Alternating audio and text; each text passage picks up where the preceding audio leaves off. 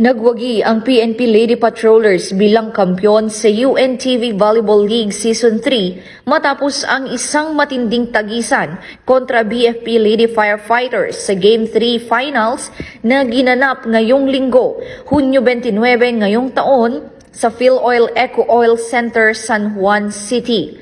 Sa harap ng libu-libong taga-suporta, ipinamalas ng PNP Lady Patrollers ang disiplina, determinasyon at galing sa court na naging susi sa kanilang panalo sa winner-take-all championship match.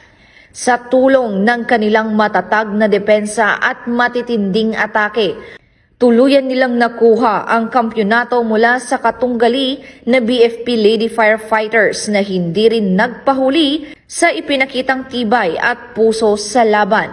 Ang UNTV Volleyball League ay bahagi ng advokasya ng UNTV, katuwang ang iba't ibang ahensya ng pamahalaan sa pagpapalakas ng camaraderie, sportsmanship at healthy lifestyle na sahanay ng mga lingkod bayan.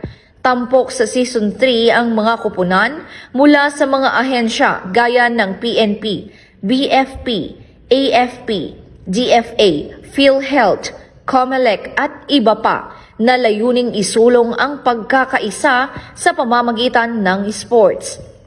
Nagsimula ang Season 3 UNTV Volleyball League noong Marso ngayong taon at katulad ng mga naunang edisyon, ang liga ay may benepisyaryong charitable institutions kung saan ang premyong cash ay inilaan para sa mga piling organisasyong nangangailangan ng tulong.